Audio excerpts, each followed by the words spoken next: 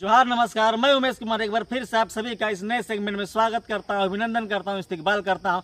इस नए सेगमेंट में मैं आज आप सभी के साथ बातें करूंगा झारखंड की जनजाति उरांव जनजाति के बारे में। मैं बता दूं, उरांव जनजाति झारखंड की दूसरी सबसे बड़ी जनजाति है। आबादी की बात करें और आबादी की दृष्टिकोण से, चूंकि सबसे बड़ी जनजाति आबादी के दृष्टिकोण से संथाल जनजाति है। अगर हम 2011 की जनगणना के अनुसार बात करें तो उरांव जनजाति की जनसंख्या झारखंड में 17,15,618 है। और वहीं अगर हम इसकी प्रतिशत में बात करें तो जितनी जनजाति झारखंड में पाई जाती है उस जनजाति के बीच इसकी आबादी 19.85 यानी कि 19.85% आबादी उरांव की पाई जाती है। उरांव खुद को कुड़ुक बताते हैं। कुड़ुक का मतलब होता है मनुष्य या धांगर।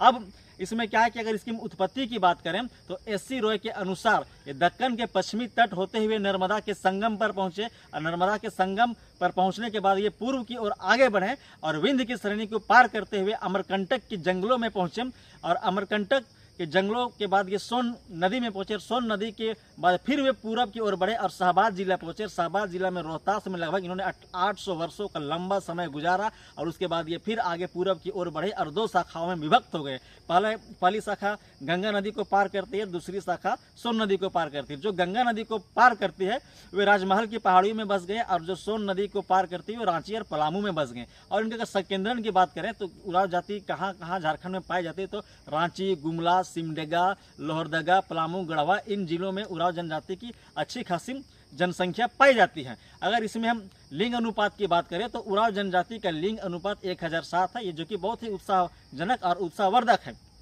अब इसमें हम विवाह की व्यवस्था की बात करते हैं, विवाह की प्रथा की बात करें तो इसमें बहुत ही सामाजिक तरीके से ये सामाजिक स्वरूप है। अरेंज मैरिज की व्यवस्था है और इसमें भी वधु मूल्य का प्रावधान है।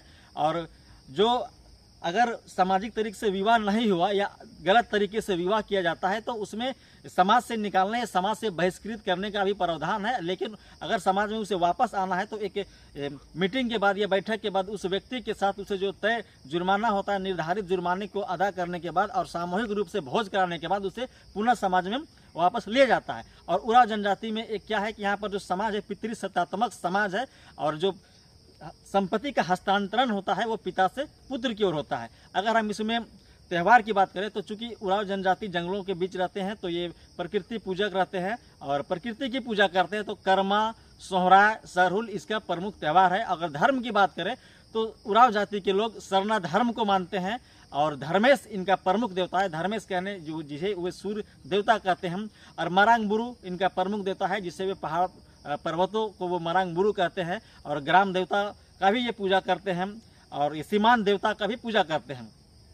अब आगे आते हैं युवागिरी के बारे में। तो उरांव जनजाति में एक बहुत ही सुंदर व्यवस्था युवागिरी की है जिसे हम धुमकुड़िया कहते हैं। और धुमकुड़िया में युवतियों के लिए अलग और युवकों के लिए अलग व्यवस्था होती है। जो युवतियों का युवागिरी होता है उसमें युवक प्रवेश नहीं करते, उनके प्रावधान प्रवेश करने का नहीं है। और उस युवागिरी में उरांव जनजाति से जुड़ी सांस्कृतिक और पारंपरिक शिक्षा युवक और युवतियों को दी जाती है। और जो युवकों का युवागिरी होता है उसे जोक एड़पा और जो युवतियों का युवागिरी होता है उसे पेल एड़पा कहते हैं। और जो युवकों का जो प्रमुख होता है युवागिरी में उसे महतो या धांगर कहते हैं। और जो इसमें युवतियों की युवागिरी का जो प्रमुख होते हैं उसे धांगरिन कहते हैं।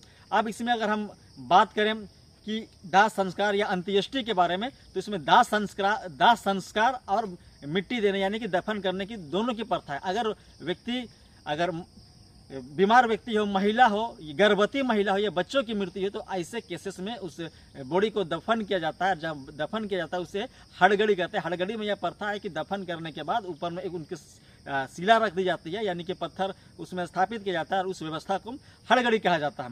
तो ये कुछ व्यवस्था थी उरांव जनजाति के बारे में जो मैंने आपको बताया। और मैं आपको बता दूं उरांव जनजाति झारखंड की दूसरी बड़ी जनजाति है जनसंख्या की दृष्टिकोण से। संथाल के बारे में कुछ ये बिंदु थी जो बहुत ही आसान और सरल शब्दों में मैंने आपको बताया। आई होप इस वीडियो को सुनने के बाद आपको लगा होगा कि उरांव जनजाति की व्यवस्था या उनके जीवन शैली क्या है। और मैं आपको बता दूं उरांव जनजाति अपनी समृद्ध परंपरा और अपनी संस्कृति के बूते झारखंड की संस्कृति को अक्षुण्ण बनाए रखे हुए है। और अभी वर्तमान में कालांतर में जब उरांव जनजाति का विकास हुआ तो जागरूकता आई तो अभी उरांव जनजाति या उरांव समाज के बहुत सारे लोग, कोई शिक्षक है, कोई इंजीनियर है, कोई डॉक्टर है, बहुत सारे तो प्रशासनिक पदों पर भी रहकर देश और समाज की सेवा कर रहे हैं। और अभी कालांतर में उन्होंने एक पढ़ा संस्था की व्यवस्था स्थापित किए। पढ़ा संस्था में होता है क्या है कि राजनीतिक और सामाजिक स्तर पर वे अपना शासन चलाते हैं और लोगों में समन्वय बनाते हैं और आपस में मिलजुल कर रहते हैं और एक सकारात्मक संदेश